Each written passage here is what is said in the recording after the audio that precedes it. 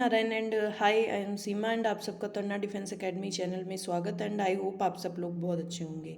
आज हम फिर से एक आर्मी क्लर्क के टेस्ट सीरीज़ के साथ जुड़ रहे हैं। तो वो टेस्ट सीरीज़ बहुत अच्छी है, तो आप एंड तक पूरी टेस्ट सीरीज़ देखिए और फिर एंड में मुझे कमेंट सेक्शन में आप कमेंट करके बताइए कि आपके कितने क्वेश्चन राइट हुए हैं और कितने रॉन्ग हुए हैं। ठीक है, इंग्लिश को भी पूरा अच्छे से देखिएगा क्योंकि इंग्लिश का जो पार्ट है वो क्लर्क में बहुत इंपॉर्टेंट रोल प्ले करता है।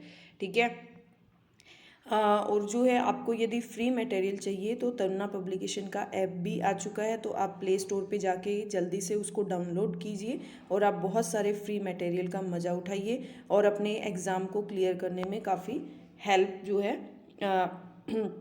वो लीजिए उस ऐप के द्वारा। ठीक है, तो अब हम बिना टाइम वेस्ट किए हमारा जो आज की टेस्ट सीरीज़ है वो स्टार्ट करते हैं।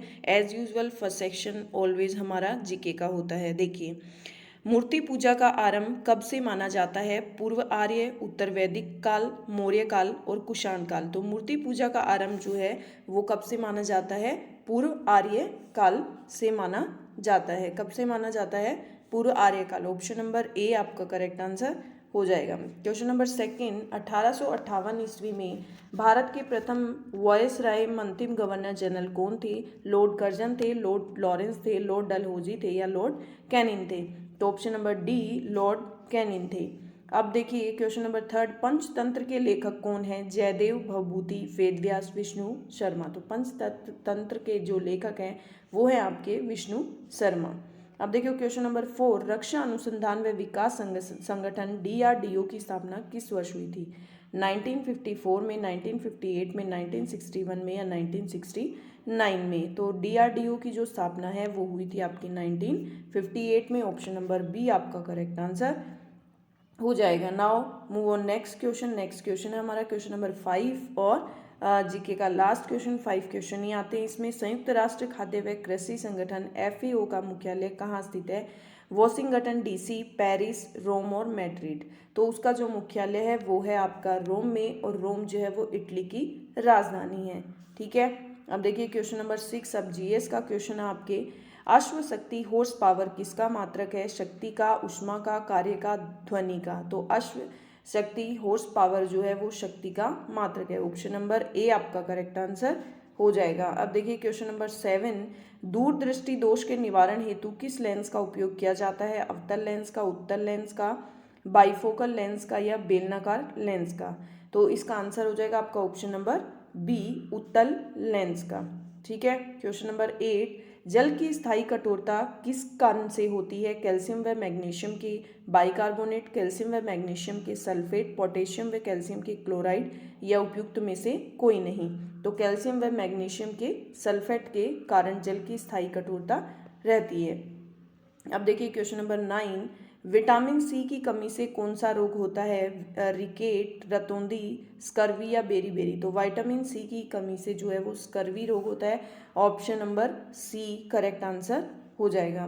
क्वेश्चन नंबर 10, शरीर की वृद्धि के लिए कौन सा हार्मोन उत्तरदायी है? इट मीन्स लंबाई के लिए एसटीएच, एलटीएच, एडीएच या जीटीएच? तो शरीर की लंबाई के लिए जो है वो आपका हो जाएगा ऑप्शन नंबर ए, एसटीएच। ठीक है, अब देखिए question number 11, standard office tool bar में क्या पाया जाता है? सेव बटन, फाइल, कट या प्रिंटर शॉर्टकट? तो स्टैंडर्ड ऑफिस टूल बार जो है उसमें सेव बटन पाया जाता है। ऑप्शन नंबर ए आपका करेक्ट आंसर हो जाएगा।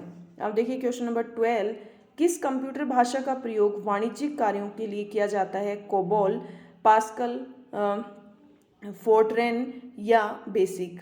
तो जो वाणिज्यिक भाषा है उसके लिए आपका क्या यूज़ किया जाता है? कोबोल। ऑप्शन नंबर ए आपका करेक्ट आंसर हो जाएगा। अब देखिए क्वेश्चन नंबर 13, निम्न में से कौन सा शब्द स्प्रेडशीट सॉफ्टवेयर से संबंधित है? सेल, फॉर्मूला, वर्कशीट या ये सभी? तो ऑप्शन नंबर डी सारे के सारे स्प्रेडशीट सॉफ्टवेयर से संबंधित हैं। अब देखिए क्वेश्चन नंबर 14, किस कमांड की सहायता से हम किसी दस्तावेज को सेव कर सकते हैं? Control plus S, control plus X, control plus A, control plus B? ये सबको ही पता होगा, कंट्रोल प्लस एस से हम कोई भी फाइल को, नई फाइल को सेव कर सकते हैं। पावर पॉइंट के नॉर्मल व्यू के बाएं भाग को क्या कहते हैं? बॉर्डर, स्लाइड पेन, पेन या स्लाइड? तो पावर पॉइंट के नॉर्मल व्यू के बाएं भाग को स्लाइड पेन बोला जाता है। ऑप्शन नंबर बी आपका करेक्ट आंसर हो जाएगा। अब देखिए क्वेश्चन नंबर 16 मैथ्स का क्वेश्चन आपका। देखिए वह कौन सी 3 अंकों की सबसे बड़ी संख्या है जो 15, 25 और 30 से विभाजित है। तो इसके अंदर हम क्या करेंगे, सबसे पहले तो 3 अंकों की सबसे बड़ी संख्या क्या हो गई, 999 हो गई। अब देखो हम 15, 25 और 30 जब भी हमें इस तरह से पूछा जाता है हमका एलसीएम ले लेंगे। तो एलसीएम हमारा कितना आ गया, देखो 5 से कट किया, 5 3 ज़ा 15, 5 5 ज़ा 15, 25 और 5 6 ज़ा 30। तो मतलब यहाँ पे क्या आ गया 5। अब इनसे कुछ भी मल्टीप्लाई नहीं हो रहा ना, देखो ये आ गया,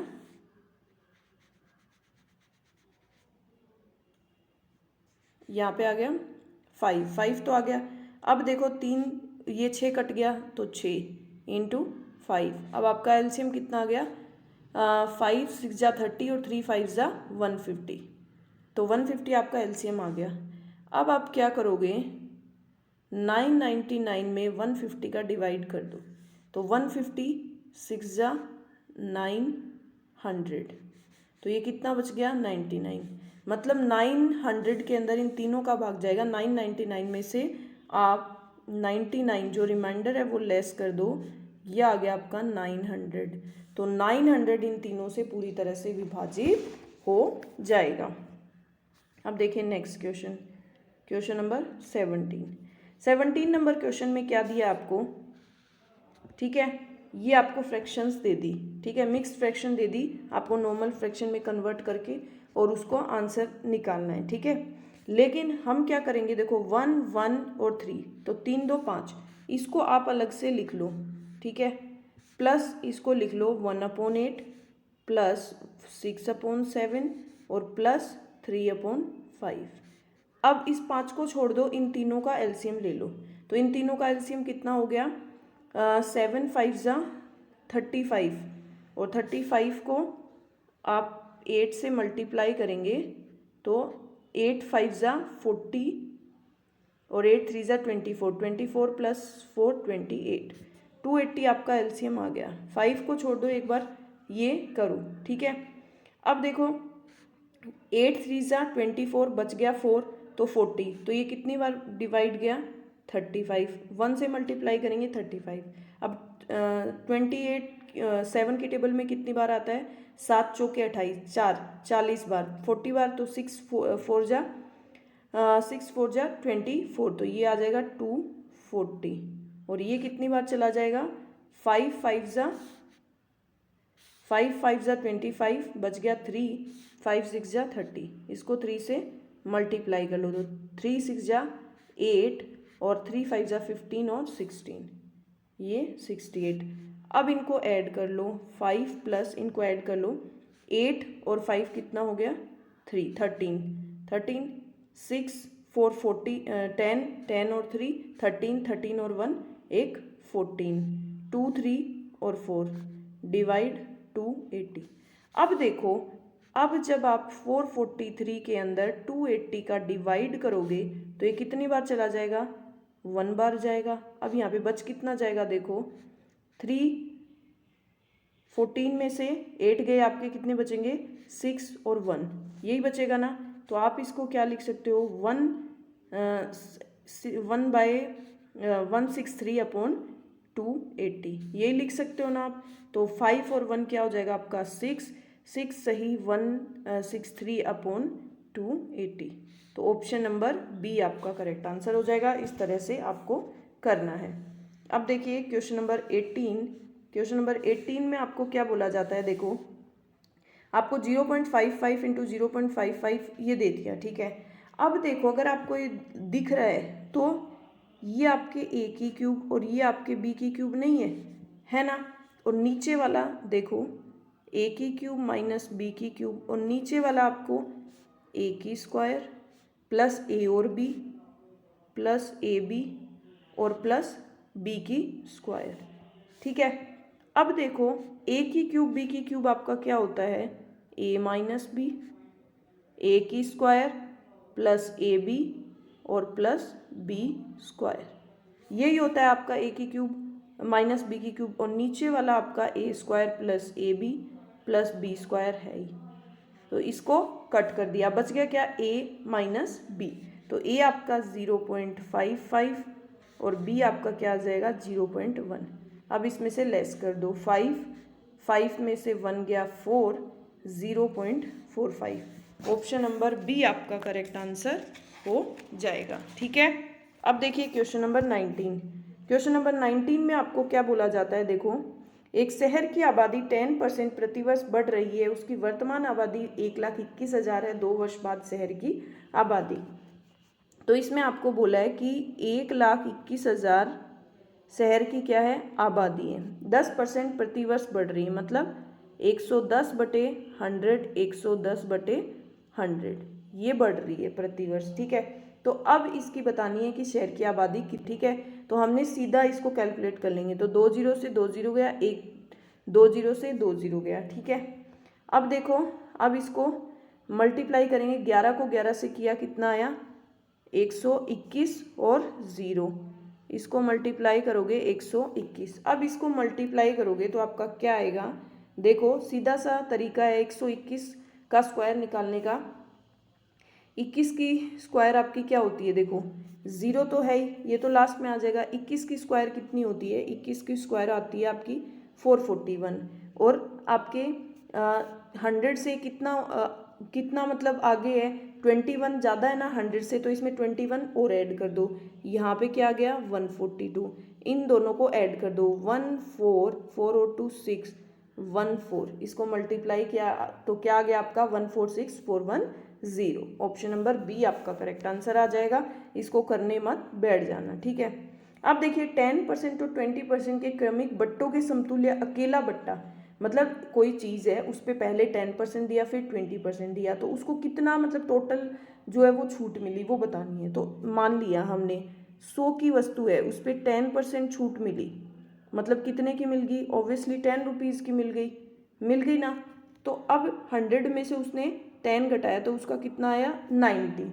अब 90 पे उसको 20% की और मिल गई, तो ये कितनी हो गई, ये हो गई 18। तो टोटल उसको छूट कितनी मिली, पहले 10 मिली फिर 18 मिली, ये हो गई 28%। ऑप्शन नंबर सी आपका करेक्ट आंसर हो जाएगा। ठीक है, अब देखिए क्वेश्चन नंबर 21, 1 से 21 तक की विषम संख्याओं का औसत।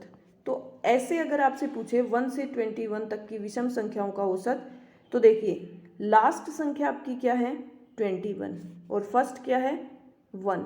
ठीक है, डिवाइड बाय 2, तो 22/2, ये आपकी क्या आ जाएगी 11। ऑप्शन नंबर डी आपका करेक्ट आंसर हो जाएगा। अब देखिए क्वेश्चन नंबर 22, निम्नलिखित व्यंजक का मान बताइए। तो देखो इसमें सिंपल है, आपको मल्टीप्लाई कर रखा है, और कोट 90 की वैल्यू क्या होती है, कोट 90 की वैल्यू होती है आपकी 0। तो जब कोट 90 की वैल्यू 0 होती है, 0 को पूरे से मल्टीप्लाई करोगे तो आपकी जो वैल्यू है वो क्या आ जाएगी 0 आ जाएगी। ठीक है, अब देखिए क्वेश्चन नंबर 23, कोई धन 5% वार्षिक साधारण ब्याज की दर से 4 वर्ष में 900 हो जाता है, तो वह धन, देखो वो 4 वर्ष में 900 हो जाता है, हर साल 5% लग रहा है, तो मतलब 4 साल तक कितनी रेट लगी, और सिंपल इंटरेस्ट है मतलब 20% उसको ब्याज लग चुका, मतलब इसके अंदर ब्याज ऐड है, ये 120 वैल्यू है, आपको निकालना है वो राशि, प्रिंसिपल अमाउंट निकालनी है, तो 100। अब देखो कट कर दिया, ठीक है, अब कट कर दिया, अब इसको कट कर दो, 6 दूनी 12, 6 2 जा 12, और 6 एकम 6, 6 1 जा 6 1 जा 6, और 6 5 जा 30, 6 5 30। ठीक है, अब देखो इसको कट कर दिया 50 से, तो ये कितना हो गया 15 5 जा 75, तो ऑप्शन नंबर 1 750 आपका आंसर हो जाएगा। अब देखिए क्वेश्चन नंबर 24 नंबर क्वेश्चन में आपको क्या दिया है, 24 नंबर क्वेश्चन में आपको दिया है कि x - 1 x की क्यूब प्लस x की स्क्वायर माइनस 2x, आपको ये दे दिया, आपको सोल्व करना है a प्लस बी माइनस सी की वैल्यू। ठीक है, हम इसको सोल्व करते हैं, पहले इसको ओपन करते हैं, इस x को पहले इससे मल्टीप्लाई करेंगे फिर 1 को करेंगे, तो यहाँ पे सबसे पहले आ गया आपका x की पावर 4 प्लस फिर x को किया तो x की क्यूब, फिर x को किया तो -2x की स्क्वायर, ठीक है। अब -x की क्यूब, ये आ गया -x की स्क्वायर, और ये हो गया माइनस और माइनस क्या हो गया +2x, इजिकल टू आ गया आपका x की पावर 4 प्लस ax की क्यूब प्लस bx की स्क्वायर प्लस cx, ठीक है। तो आप इस x की पावर 4 को काट दो, क्योंकि आपको x की पावर 4 तो इसमें a की वैल्यू दी नहीं है, तो ये दोनों कट हो जाएंगी, ठीक है। अब देखो x की क्यूब से x की क्यूब भी कट जाएगा, तो यहाँ पे क्या बच जाएगा, यहाँ पे 0x की क्यूब बच जाएगा, 0 बच जाएगा ना, क्योंकि कट जाएगा, x की क्यूब है ही नहीं। अब देखो यहाँ पे देखो -2x की स्क्वायर और -x की स्क्वायर, ये क्या हो जाएगा -3x की स्क्वायर, और यहाँ पे +2x इजिकल टू यहाँ पे क्या बच गया हमारा ax की क्यूब प्लस bx की स्क्वायर प्लस cx। तो देखो इस a की वैल्यू 0 हो जाएगी क्योंकि x की क्यूब है, b की वैल्यू -3 हो जाएगी और c की वैल्यू +2। तो a की वैल्यू 0, b की वैल्यू -3 और c हमेशा अचर पद होता है, तो c की वैल्यू हो गई 2। अब हम इसको सोल्व कर लेंगे, तो a + b - c, 0 -3 और -2, ये हो जाएगा -3 -2 हो जाएगा -5। तो ऑप्शन नंबर 1 आपका करेक्ट आंसर हो जाएगा, ठीक है। अब देखिए next question number 25 number question क्या बोल रहा है, 4 सेंटीमीटर भुजा के वर्ग में एक अंतःवृत्त खींचा गया है।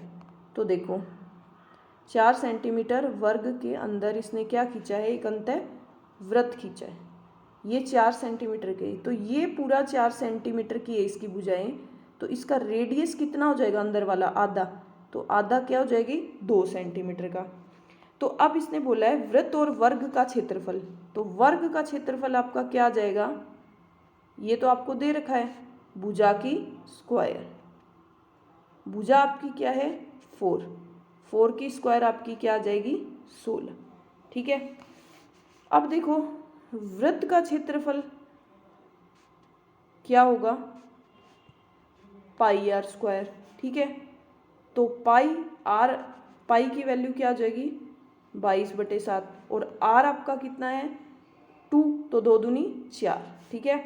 जब इसको मल्टीप्लाई किया ये कितना आया 88/7। अब देखो जब इसको डिवाइड करोगे 7 बन जा 7 बच गया, यहाँ पे 1 7 2 जा 14 पॉइंट 14 बच गया 4, तो 7 5 जा 35, फिर बच गया 5 7 7 जा, मतलब आप इसको लिख सकते हो 12.6 लगभग आ गया, ठीक है। तो आपको वृत्त का और किसका वर्ग का आपको रेशियो पूछा है, सॉरी वर्ग और के बीच का क्षेत्रफल डिफरेंस पूछा है, वो किसी में से भी घटा दो 16 में से, तो आपने 16 में से 12.6 घटाया तो ये आप जाएगा आपका 14 15 और 16, तो 3.4 सेंटीमीटर।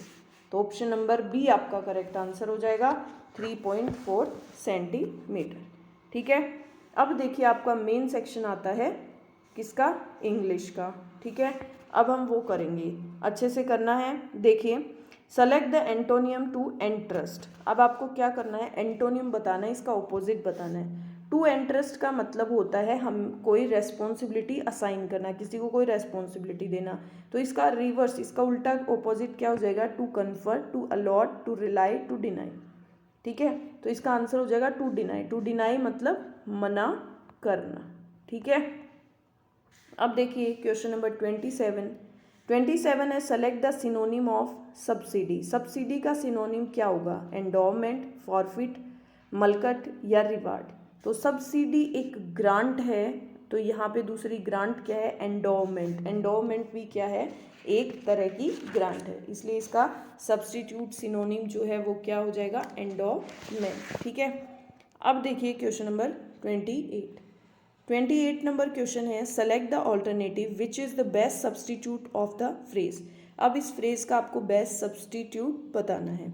तो liquid forming a homogeneous mixture when mixture when added together, जब मतलब एक जैसे मिक्सचर को मिलाया जाता है, ठीक है, तो जो लिक्विड बनता है, liquid forming a homogeneous mixture, जिसको ऐड करने पे मतलब जो बनता है तो उसको एक तरह से क्या हो जाएगा, मिश्रण, मिश्रण ही हो गया ना, तो उसको क्या बोलेंगे, इरेजिबल, क्रूसिबल या मिजिबल या रिजिबल। तो इसका आंसर हो जाएगा माइजिबल।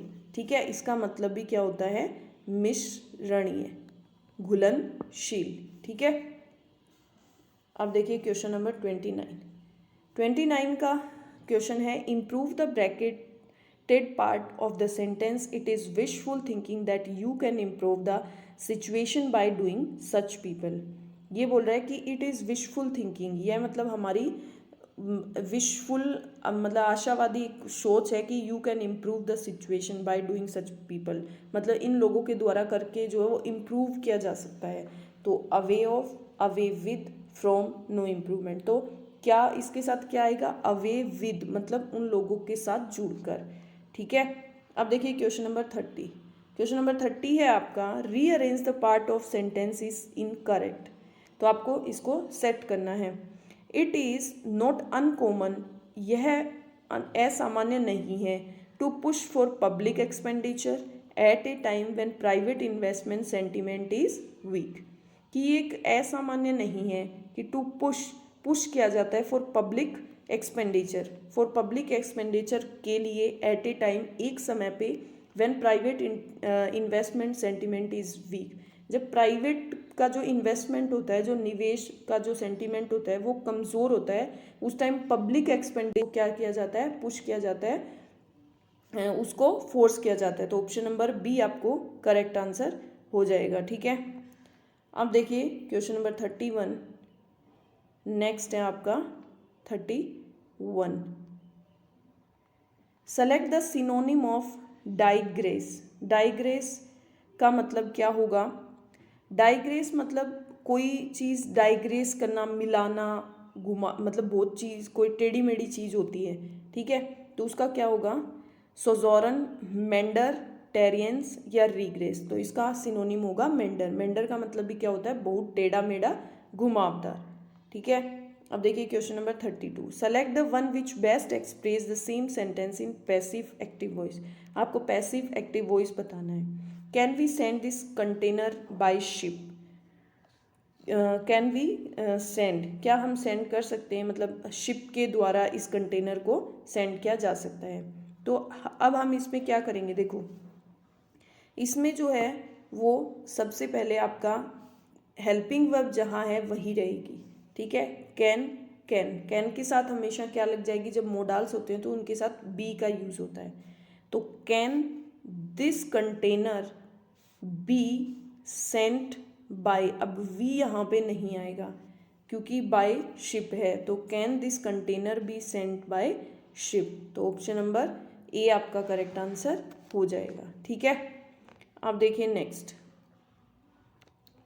Select the alternative which best express the meaning of the idiom phrase. Idiom और आपको क्या बताना है, ईडियम या फ्रेज। तो shooting fish in a barrel, to do random act of stupidity, to behave in a queer manner, ridiculously easy to escape through a narrow opening. तो shooting fish in a barrel मतलब एक जो fish है उस वो किस में, barrel में फंसना। इसका मतलब जब कोई लड़ाई झगड़ा कुछ भी होता है तो आप क्या कर सकते हो, वो you can also say that कि समथिंग आपका कुछ हो रहा है तो रेडिकुलसली ईजी मतलब वेरी ईजी टू विन, आपको जीतना बहुत ईजी हो सकता है, कि मतलब बैरल के अंदर फंसना मतलब ईजी टू विन, मतलब वेरी इजी टू विन, तो ridiculously easy. Option number C correct answer हो जाएगा। अब देखिए question number 34 and 35, find out which part of the sentence has an error and select the appropriate option. If an sentence is free from error select no error. आपके किसी एक part में error है, यदि एरर नहीं है तो आपको नो एरर वाला करना है। All the of good rains the production of full grains fail, कि all the of good rain, तो इसके किस पार्ट में मिस्टेक है, तो इसके पार्ट में मिस्टेक है ऑप्शन नंबर ए। वो भी क्यों, क्योंकि ऑल दो जो है वो क्या है, ऑल दो इज ए परिपोजिशन, तो परिपोजिशन के बाद में जो है although is a preposition which will not take any preposition after it, ठीक है। तो इसलिए यहाँ पे इसको क्या करना पड़ेगा, ऑफ को जो है वो रिमूव करना पड़ेगा, ठीक है, क्योंकि बोथ आर परिपोजिशन। तो ऑप्शन नंबर ए आपका जो है वो मिस्टेक हो जाएगी। अब देखिए question number 35, in summer the pond just dry down in the scorching heat, no error. तो in summer the pond just dry down, तो ऑप्शन नंबर बी में इसमें मिस्टेक है, यहाँ पे ड्राई डाउन की जगह ड्राई अप आएगा। क्या आएगा, ड्राई अप। तो ऑप्शन नंबर बी आपका करेक्ट हो जाएगा, इट मीन्स इसमें मिस्टेक हो जाएगी। अब देखिए question number 36, select the alternative which is the best substitute of the phrase to free someone और समथिंग फ्रॉम ए कॉन्स्टेंट और डिफिकल्टीज। कि मतलब टू फ्री मतलब किसी को जो है वो फ्री आज़ादी करना देना किसी कॉन्स्टेंट, किसी बाधा से, किसी डिफ़िकल्टी से, ठीक है। टू एक्स्ट्रा मिनट इसका सब्सटीट्यूट बताना है, टू एक्सप्यूगेट, टू इंटेरिकेट, टू एक्सट्रीगेट। तो मतलब किसी को किसी प्रॉब्लम से बाहर निकालना, उसका सॉल्यूशन करना, तो उसको बोलते हैं टू एक्सट्रीकेट। ऑप्शन नंबर डी, किसी का हल निकालना, सॉल्यूशन करना, उसको प्रॉब्लम से निकालना। अब देखिए question number 37, select the antonym of Prestige. Prestige का मतलब होता है प्रतिष्ठा। क्या होता है, प्रतिष्ठा, किसी की शान। और इसका एमिनेंस, कैचेट, इनसिग्निफिकेंस या क्यूडोस। तो इसका एंटोनियम जो है वो हो जाएगा ऑप्शन नंबर सी, इनसिग्निफिकेंस, निरर्थकता, ठीक है। अब देखिए क्वेश्चन नंबर 38 नंबर क्वेश्चन है, select the alternative which best express the meaning of idiom and phrase. Idiom और फ्रेज का मतलब आपको मीनिंग बताना है। इसमें to sleep with fish, to sleep fish के साथ सोना मतलब always be in dream world, no. To make absurd excuse, no. To sleep peacefully, शांति से सोना। टू बी डेड मतलब फिश के साथ सोना मतलब टू बी डेड, मतलब एक मर्डर सिचुएशन के अंदर डेड सिचुएशन में सोना। अब देखिए क्वेश्चन नंबर 39 नंबर क्वेश्चन है आपका, select the one which best express the same sentence in indirect and direct speech. तो इनडायरेक्ट डायरेक्ट स्पीच बतानी है आपकी। Turn around he told her, उसने उसको मुड़ने के लिए कहा। तो ही आस्क्ड, इसमें क्या आएगा, he asked her to turn around. तो ऑप्शन नंबर डी आपका करेक्ट आंसर हो जाएगा, he asked her to turn around, ठीक है। क्वेश्चन नंबर 40 है आपका, सुमन सेड टू मी, सुमन ने मुझसे कहा, did you enjoy the Olympic games in London. क्या तुमने लंदन में जो है वो ओलंपिक गेम्स को एंजॉय किया। तो इसमें उसने मुझसे पूछा है इनडायरेक्ट फॉर्म में, ठीक है। तो हम इसको बोलेंगे सुमन आस्क्ड मी इफ़। हमेशा यहाँ पे जो सब्जेक्ट आता है वो इसके अकॉर्डिंग आता है। तो सुमन आस्क्ड मी इफ़ आई, मी की जगह यहाँ पे क्या आ जाएगा, मी के according I had enjoyed the Olympic games in London. तो ऑप्शन नंबर सी आपका करेक्ट आंसर हो जाएगा, ठीक है। अब देखिए आपके पैराग्राफ आएगा, तो हम पैराग्राफ को पहले रीड करेंगे फिर इसके क्वेश्चंस करेंगे, ठीक है। तो देखिए पैराग्राफ अच्छे से पढ़ते हैं। देखिए, chameleons can make their skin colour changes but not because they decide to. Chameleons जो है वो कैन मेक देयर, अपनी जो स्किन का कलर है वो चेंज कर सकते हैं, but not because they decide to, लेकिन उस समय नहीं जब वे डिसाइड करते हैं। The colour changes to help the chameleons avoid its enemy. जो कलर चेंज करने की जो उनकी प्रोसेस है, जो करते हैं, वो उनकी एनिमी, शत्रुओं को अवॉइड करने में, उनसे दूर रहने में उनको मदद करती है। It is a form of camouflage. उस कैमोफ्लेज, उस जो प्रोसेस, कलर चेंज की जो प्रोसेस है, जो प्रक्रिया, उसको क्या बोला जाता है, camouflage. A disguise that let it blend in with its surrounding. जो कलर चेंजिंग जो प्रोसेस है वो उनको एनवायरनमेंट के हिसाब से क्या कर देती है, ब्लेंड कर देती है, मिक्स कर देती है। The change is actually determined by environmental factors such as light and temperature. जो चेंज है वो एक्चुअली निर्धारित किया जाता है किसके द्वारा, जो एनवायरमेंट जो फैक्टर्स हैं उसके कारण, जैसे लाइट और टेम्परेचर, दैट इज, ठीक है। Bright sunlight causes the skin to darken, जो ब्राइट, जब सूर्य की किरणें जब ज़्यादा तेज़ होती है तो उनके स्किन का कलर डार्क, मतलब ज़्यादा डार्क हो जाता है। On cool night the colour fades to a creamy colour, और जब ठंडा मतलब रात होती है तो उनका कलर जो है वो क्या हो जाता है, क्रीमी कलर फेड होके। The colour also change when chameleons are excited, angry और एफ्रेड। ऑल्सो उनका कलर कब चेंज होता है, जब कमेलियन एक्साइटेड होते हैं, गुस्से में होते हैं और भयभीत होते हैं।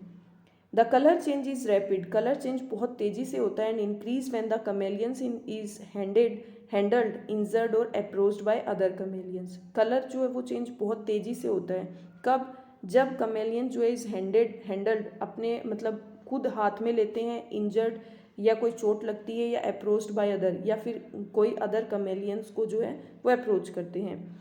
There are many type of chameleons, बहुत टाइप के कमेलियंस हैं। Almost half of them are found on the African Asia of Madagascar, कि बहुत सारे कमेलियंस हैं, उनमें हाफ ऑफ जो हाफ ऑफ कमेलियंस है वो अफ्रीका आइसलैंड के मेडागास्कर में पाए जाते हैं। The other mostly occurs in Sahara desert, उसके अलावा अदर जो सहारा डेजर्ट में, with few in western Asia में एंड साउथ यूरोप में।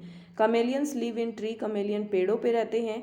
Where they usually eat insects, वे यूजुअली कीड़ों को खाते हैं। वेरी लार्ज कमेलियंस में even use their sticky tongues to catch birds, बहुत सारे जो लार्ज कमेलियंस है वे यूज़ करते हैं स्ट्रीकी अपनी टंग को, टू कैच, जो बर्ड्स हैं उनको कैच करने में, पक्षियों को पकड़ने में। तो ये अब इनका आंसर है chameleons colour change to help it, chameleons का जो कलर जो चेंजेज है वो उनकी किस में मदद करता है, फ्लाई अवे, उड़ने में, लुक ब्यूटीफुल, सुंदर दिखने में, अवॉइड इट्स एनिमी, एनिमी को अवॉइड करने में, या अट्रैक्ट प्रे, नहीं, उनको अवॉइड इट्स एनिमी, एनिमी को अवॉइड करने में उनका कलर चेंज हेल्प करता है। Chameleons change colour when they are, chameleons का कलर चेंज होता है व्हेन दे आर, जब हमने ऊपर पढ़ा है कि जब वो एक्साइटेड होते हैं, एंग्री होते हैं, और एक्साइटेड होते हैं, एंग्री होते हैं और एफ्रेड होते हैं। तो ऑप्शन नंबर बी आपका करेक्ट आंसर हो जाएगा। अब देखिए question number 3, the colour changing ability of chameleon is form of camouflage, which is color that fades, disguise that lets it blend in with its surrounding, dance done by chameleons, disease which affect chameleon, no, वो जो है उनको environment के हिसाब से blend कर देती है। तो ऑप्शन नंबर बी आपका करेक्ट आंसर हो जाएगा। 44, the colour change is determined by light and wind, light and pressure, light and temperature, pressure and temperature. तो light and temperature, option number C आपका करेक्ट आंसर हो जाएगा। Half of words chameleons are found, half of जो chameleons है वो कहाँ मिलते हैं, तो वो हमने पढ़ा था on the island, Asian island of Madagascar, in the Sahara desert, on the African island of Madagascar, या in the continent of Asia. तो देखिए आपको ये दिखा देते हैं, हमने लास्ट में पढ़ा था ये आपको half of African island of Madagascar. तो ऑप्शन नंबर सी आपका करेक्ट आंसर हो जाएगा। ठीक है, ये पैराग्राफ समझ में आया। अब देखिए नेक्स्ट पे चलते हैं, जो कि लास्ट के 5 क्वेश्चन हमारा अगला पैराग्राफ आता है, तो वो हम पढ़ते हैं। देखिए ट्रस्टी विद डेस्टिनी, कि मतलब भाग्य के साथ प्रयास, was a speech delivered by Jawaharlal Nehru, the first prime minister of independent India, to the Indian Constituent Assembly in the Parliament on 14 अगस्त 1947, कि जो भाग्य के साथ प्रयास, ये जो एक स्पीच डिलीवर की गई थी बाय जवाहरलाल नेहरू के द्वारा, जो कि फर्स्ट प्राइम मिनिस्टर थे स्वतंत्र भारत के दौरान, to the Indian constitute assembly, जो संवैधानिक सभा है, विधानसभा, उसमें इन पार्लियामेंट में ऑन 14 अगस्त 1947 को ये उनके द्वारा स्पीच दी गई थी। It is considered to be one of the greatest speech of all time, ये उस समय की सबसे मतलब उस समय की जो स्पीचेस थी उसमें एक महान स्पीच के रूप में माना गया था इस स्पीच को।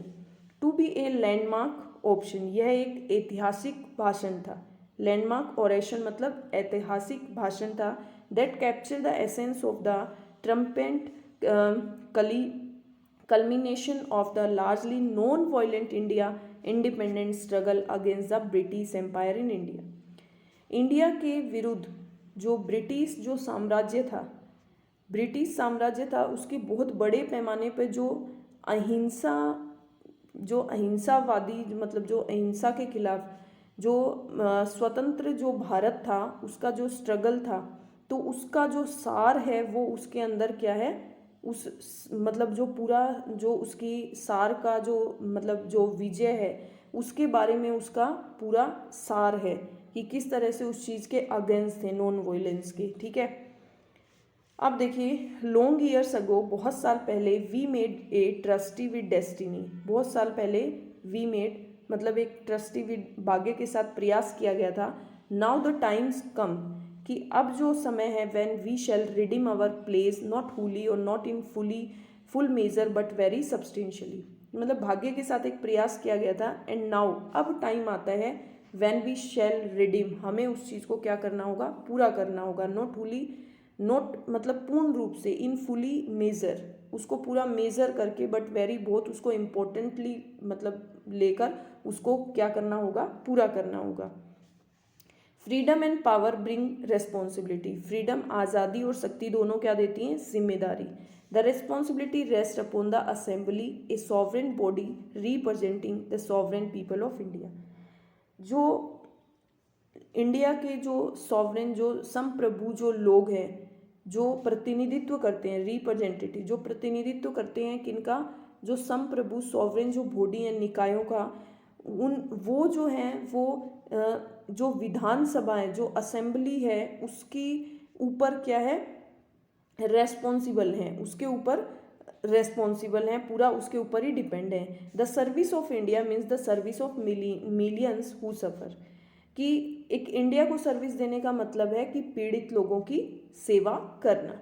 It means the ending of poverty, इसका मतलब है गरीबी का ख़त्म होना, इग्नोरेंस को, डिजीज बीमारियों को, इनइक्वालिटी ऑफ अपॉर्चुनिटीज़, जो अवसर आ रहे हैं उन अवसर की जो असमानता है उन सब का एंडिंग। ठीक है, we can not encourage communalism और narrow mindedness, for no nation can be great whose people are narrow in thoughts or in action. We cannot encourage, हम जो है एनकरेज नहीं कर सकते, उनको प्रोत्साहित नहीं कर सकते सांप्रदायिकता को, कम्युनलिज्म को, और नैरो माइंडनेस जो छोटी सोच है उसको जो है वो हम एनकरेज उसको क्या नहीं कर सकते, प्रोत्साहित नहीं कर सकते, उसको बढ़ावा नहीं दे सकते। For no nation can be great, वो नेशन कभी भी महान नहीं हो सकता हु जिसके लोग जो हैं वो काम से और सोच से दोनों से क्या होते हैं, छोटे होते हैं। To the people of India, लोग जो इंडिया के लोग हैं, हुज रिप्रेजेंटेटिव्स वी आर, जिनके प्रतिनिधित्व हम हैं, रिप्रेजेंटेटिव मतलब प्रतिनिधित्व हम हैं।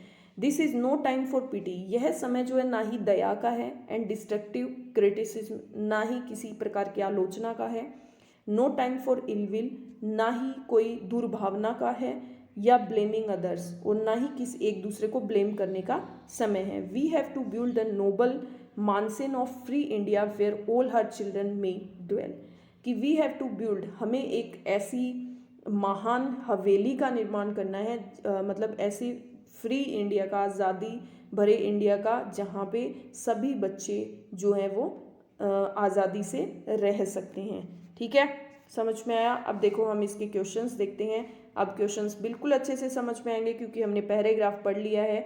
To whom did Nehru deliver this famous speech, कहाँ पे उन्होंने ये जो स्पीच है वो डिलीवर की थी। Nehru delivered this speech to a massive Indian crowd in attendance, no. Nehru delivered this speech to the member of constitute assembly, या उन्होंने मेंबर कॉन्स्टिट्यूट असेंबली जो संवैधानिक विधानसभा थी उसके अंदर उन्होंने अपनी स्पीच डिलीवर की थी। अब देखिए क्वेश्चन नंबर 47 नंबर क्वेश्चन है, choose the answer which capture Nehru believe. Nehru ने मतलब कौन सा आंसर जो कैप्चर किया, उन्होंने बिलीव किया था, बताइए। Nehru believe that Indian could achieve perfection immediately, no. Nehru ने कहा कि India struggle for freedom was new and sudden, no. Nehru believe that India could take huge step towards realising its dream, या कि नेहरू ने बिलीव किया था, विश्वास दिलाया था कि इंडिया जो है कुड टेक ह्यूज स्टेप्स लेगी टुवार्ड्स रियलाइजिंग, मतलब लोगों को उनके जो ड्रीम्स हैं उनको पूरे करने चाहिए, उस चीज़ का रियलाइज करवाने में।